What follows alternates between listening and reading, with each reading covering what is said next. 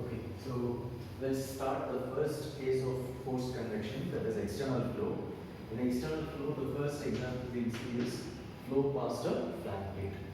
Now, to understand flow past a flat plate, we need to understand certain terms in boundary layers. First, you have already studied this in fluid mechanics, which is called a hydrodynamic boundary layer or a velocity boundary layer. So the first boundary layer is the hydrodynamic or velocity boundary. Okay, so what is meant by a hydrodynamic boundary layer? Say you have a flat plate. This is a flat plate, and the flat plate is at rest. This is at rest. If it is at rest, the velocity is going to be 0. And then you have a fluid which is flowing at some velocity, say u infinity, past the flat plate. Now the fluid has velocity, the plate is at rest. Now what will happen to the fluid particle that touches the plate? The fluid particle is going to come to rest. So what will happen is, there will be a velocity profile created on the plate. Is that clear? What is happening? The fluid particles are trying to flow. Before they hit the plate, the velocity profile is uniform. More or less, there is constant velocity from top to bottom. But once the fluid particles start seeing the plate, the fluid particle that comes in contact with the plate sticks to the plate. That's the no slip condition. Because the fluid particle cannot slip past the plate in a viscous flow, the fluid particle adjacent to the plate comes to rest. Because the plate is at rest, the fluid particle also comes to rest. So what will happen is, there will be a velocity profile, and the velocity increases from 0. The velocity at the plate is 0, and slowly the velocity increases, and then it reaches the free stream line. So this is u infinity. It will not directly be u infinity everywhere. The velocity at the plate will be 0. Slowly the velocity will become u infinity. So, and after it reaches u infinity, the velocity is almost going to be a constant. Now there are two regions. You can differentiate the flow into two regions. The region where there is a change in velocity. Here the velocity of fluid changes from 0 at the plate to u infinity. Right? Here the velocity is 0, there the velocity is u infinity. Continuously the velocity is changing. This is one region. After this region, you see that the velocity is constant at u infinity. At the value of u infinity, the velocity is a constant. Now, this region where the velocity of fluid is changing, where there is a velocity gradient, this region is called a boundary layer. Okay, that's called a hydrodynamic boundary layer. So, what is meant by a hydrodynamic boundary layer? A hydrodynamic boundary layer is a region close to the plate. Very close to the plate, you see that the velocity changes. A region close to the plate where there is a velocity gradient.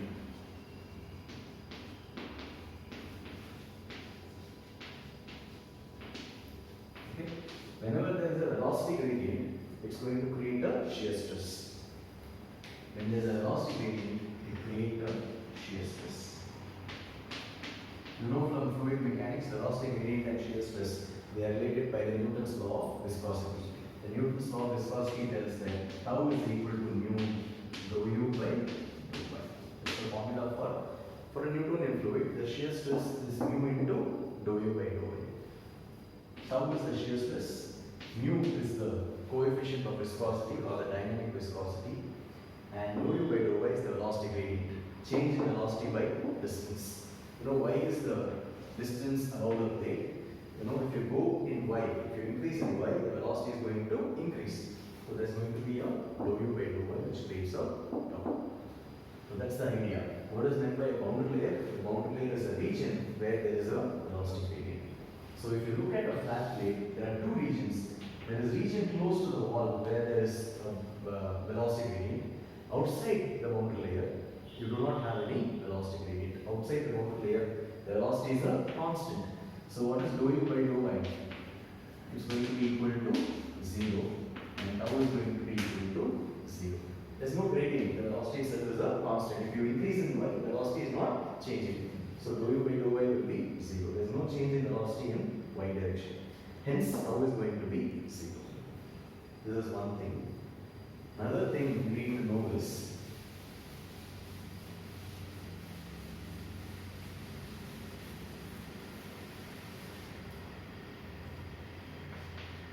we understood what is meant by a boundary layer. A region close to the wall or close to the solid surface where there is a velocity gradient.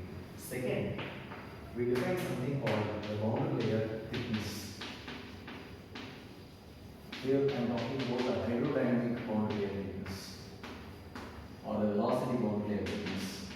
It is denoted by delta Hx. In your data book, the symbol that we use is delta Hx. That's called the hydrodynamic boundary layer thickness. It is defined as the height above the wall. Okay. So if I take the velocity profile at this region, then up to this height there is a velocity gradient, and above this height there is no velocity gradient. So this will be the boundary layer thickness. You say how thick is the boundary layer above the wall? That's going to be called as boundary layer thickness. Now to mathematically precisely define what is meant by boundary layer thickness, you say boundary layer thickness delta Hx is the distance above the wall, or above the wall, you know the distance is measured in y. It is the y at which u is equal to 0.99 u infinity. Meaning, if the velocity of the fluid reaches 99% of the free stream velocity, that height we call it as the boundary layer thickness. So delta Hx is equal to the value of y. If you take this value of y, here the velocity is not 99% of u infinity. That's not the boundary layer thickness. But if you take this height, you see that the velocity is 99% of u infinity. So that value of y at which u becomes 99% of u infinity, we call that as the hydrodynamic boundary layer thickness. So after that you go, the velocity is not going to change. Below that value of y, the velocity gradients are going to be present. Now, third thing to notice is the boundary layer thickness is a constant. The boundary layer thickness is not a constant. The boundary layer thickness increases. All these you have studied in fluid mechanics. It's a quick recap for you. You know from fluid mechanics that the boundary layer grows. Okay? The boundary layer is very thin near the leading edge. Near the trailing edge, the boundary layer is thick. So I hope you know what is meant by leading edge and trailing edge. The start of the flow, or where the flow starts, that's called the leading edge. Where the flow ends, that's called the trailing edge. These terms are from aeronautics, where you have a wing. If you have a wing, then this is called the leading edge of the wing, and that's called the trailing edge of the wing. So even for a plate, you have a leading edge where the flow is touching the plate first, and a trailing edge where the flow is leaving the plate. Now if you look at the boundary layer thickness, the boundary layer thickness is 0 at the leading edge, exactly at the leading edge, and slowly the boundary layer is going to grow. That is, the boundary layer thickness delta Hx will depend on x. X is the distance along the plate, and y is the distance perpendicular to the plate. You see that delta Hx increases with x.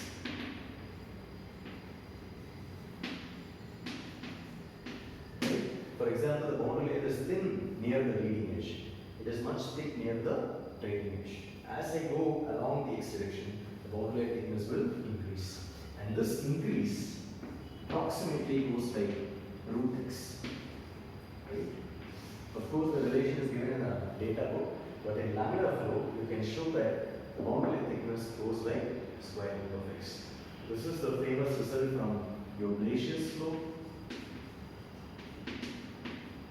Blasius, who is a student of Prandtl, first showed that the boundary layer equations will simplify for a flat plate, laminar flat plate, and the boundary layer thickness goes like square root of x. So this will increase. When x increases, square root of x will also increase. So delta will be a function of x, and it is square root of x. This is the third thing, that is the growth of the boundary layer. We saw what is meant by boundary layer. We understood what is meant by boundary layer thickness. that is the value of y, or the distance above the plate at which the velocity reaches 99% of the free stream value. Third, we saw what is meant by boundary layer growth. The boundary layer thickness increases with x. So the boundary layer is said to grow. And delta hx, that is the boundary layer thickness, goes like square root of x. This is the result from Blasius rule. Already studied in fluid mechanics. You're supposed to study all these in fluid mechanics. If you don't believe me, you can take your fluid mechanics textbook and see all these results will be there in your fluid mechanics books. So the fourth thing is about the critical Reynolds number.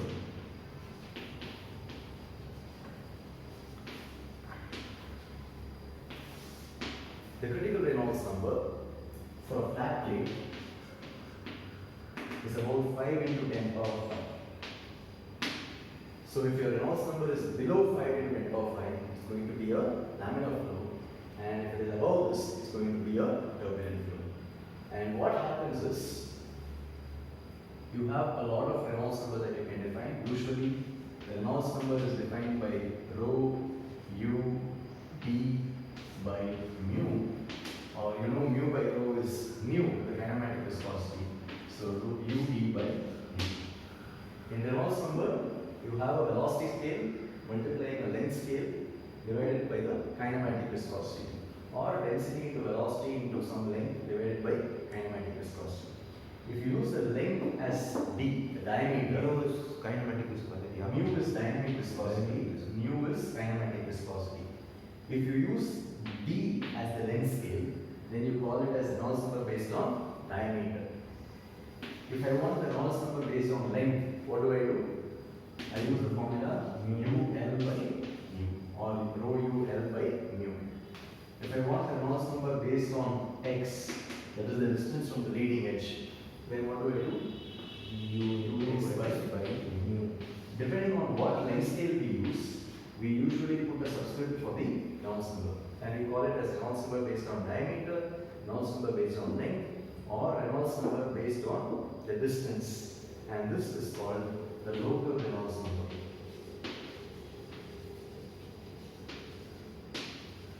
Because yes, x is the distance from the leading edge, it's going to change. So with various x, you have different Reynolds number, and this Reynolds number based on x, that's given a name, it's called the local Reynolds number. This you call it as Reynolds number based on length, this you call it as Reynolds number based on diameter, and this is called the local Reynolds number. Any number that is based on x, which will be called as a local Reynolds number. For example, you have Nusselt number based on x, that will be called as a local Nusselt number. So x is a varying quantity, x is the distance along the plate. So if you are basing your non-dimensional parameter based on the length scale x, it will also always be called as local. Okay. Alright. I've told about the critical Reynolds number. Need not memorize this value. This value will be present in the data book. And this formula for Reynolds number, one of these formula will be there in the data book. If you know Reynolds number based on diameter, you can write Reynolds number based on length, Reynolds number based on x, which is the local Reynolds number. Just have to change the length scale to diameter to length to x, whichever is the relevant situation. Now we have understood about the hydrodynamic boundary layer. We have to understand what is meant by the thermal boundary layer.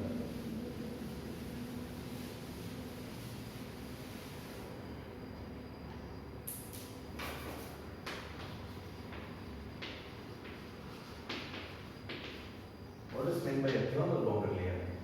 If you have a flat plate, a heated flat plate, for example, the flat plate is at 100 degrees Celsius, we call it as TS or TW. Let me call it as TW. The wall temperature or the surface temperature is how much? 100 degrees Celsius. And you have a fluid that is flowing at a temperature of T infinity. Say assume T infinity is 30 degrees Celsius. Now what is present between the wall and the fluid? There is a temperature difference. Whenever there is a temperature difference, there is going to be a heat transfer. Now what happens is, remember in the earlier case, the fluid particle adjacent to the wall takes the velocity of the wall movement. Similarly, the fluid particle adjacent to the wall also assumes the temperature of the wall. So this is also a no-slip kind of a condition here. The fluid particle that touches the wall is going to become hot. Though it is glowing at 30 degrees, as soon as the particle touches the wall, it's going to become at 100 degrees. So the fluid particle here is going to become at 100 degrees. The fluid particle far away is going to be at 30 degrees. Slowly the heat will get transferred and the fluid will get heated. So what will happen is, there will be a small region near the wall, there where the temperature will change from 100 to 30. So there will be a region where outside the temperature is 30, outside the region the temperature is 30, and inside the region the temperature increases to 100. So this region where there is a temperature gradient, where the temperature changes from T infinity to T1, this region is called a thermal boundary layer. A thermal boundary layer is a region where temperature gradient exists.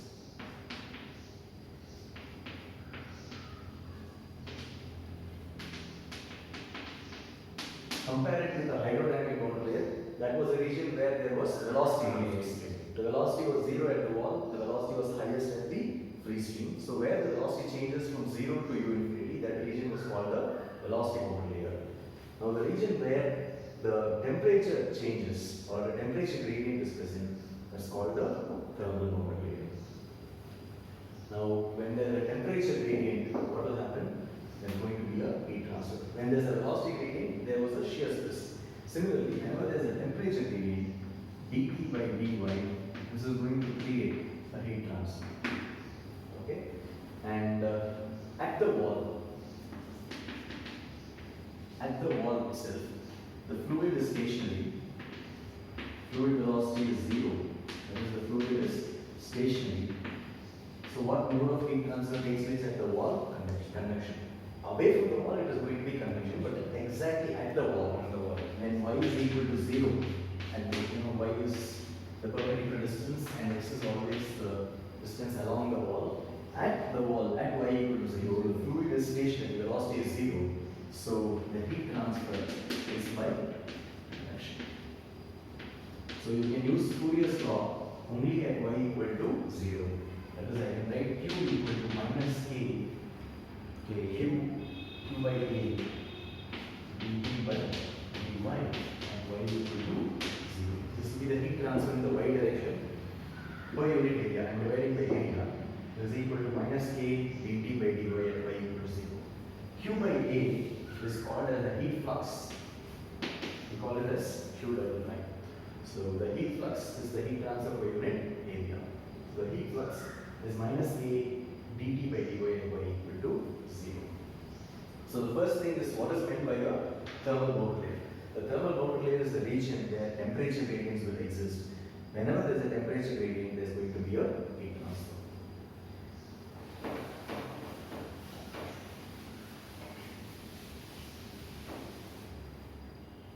Now we'll talk about the thermal boundary layer thickness, delta Tx. Like we had hydrodynamic boundary layer thickness, you will have a thermal boundary layer thickness. In the velocity case, the distance above the wall, where the velocity reaches 99% of the free stream velocity, was called the velocity, the hydrodynamic boundary layer thickness.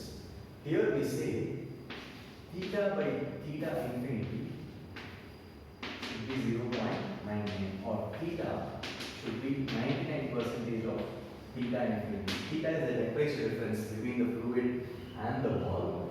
So Ts or Tw minus T infinity by Tw minus T by Tw minus T infinity should be 0.99. So the value of y at which the temperature difference between the surface and the fluid reaches 99% of the corresponding free stream value, you call that value of y as the thermal boundary layer thickness. So delta Tx is the y at which the temperature difference between the fluid and the wall is 99% of the free stream value. That's how we define the thermal boundary layer thickness. Then the next result is to the thermal boundary layer growth. Like the velocity boundary layer, the thermal boundary layer is also going to grow. Delta Tx is also a function of x. So how it goes like this also goes like square root of x, except that the constant can be very different. Sometimes you can have